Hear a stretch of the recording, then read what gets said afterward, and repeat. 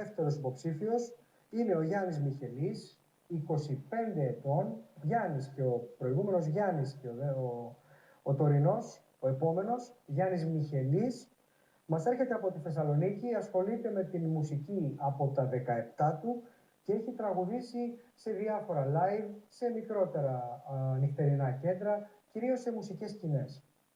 Είναι ένα παρορμητικό και ευαίσθητο παιδί, όπως τον περιγράφουν οι φίλοι του, που τους βάζει πάνω από όλα. Άρα, εάν θα μπει μέσα στο σπίτι, θα είναι αυτό που λέμε ο άνθρωπος της ομάδας.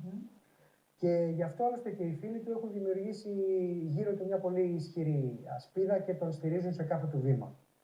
Να συνδεθούμε με το στούντιο και να δούμε τι θα μας τραγουδήσει. Νομίζω θα μας τραγουδήσει το «Πού να εξηγώ» του Αντώνη Βαρδί. Ένα επίσης αγαπημένο σου τραγούδι. Φανταστικό, φανταστικό.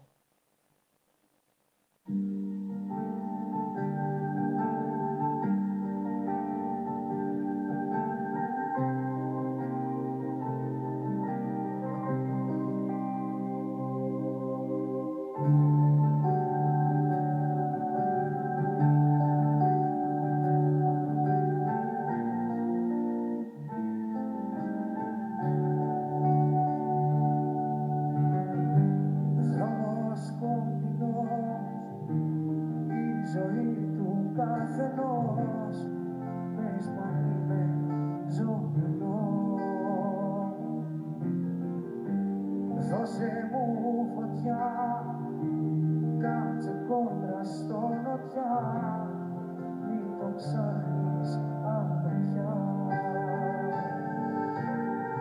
Είχα ένα φίλο που τρελάθηκε, έκαψε τις μνήμες του και χάθηκε.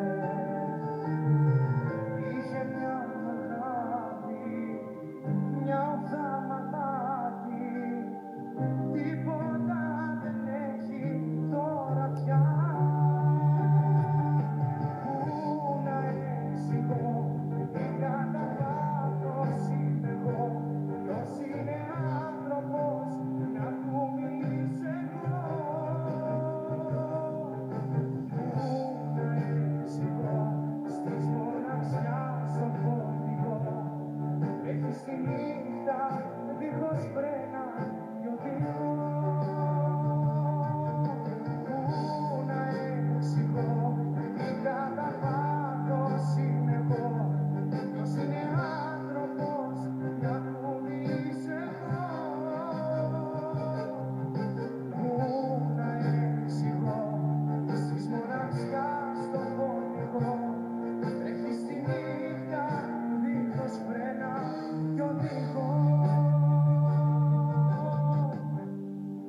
Δρόμος σκοτεινός, η ζωή του καθενός, πες πως είμαι ζωντανός.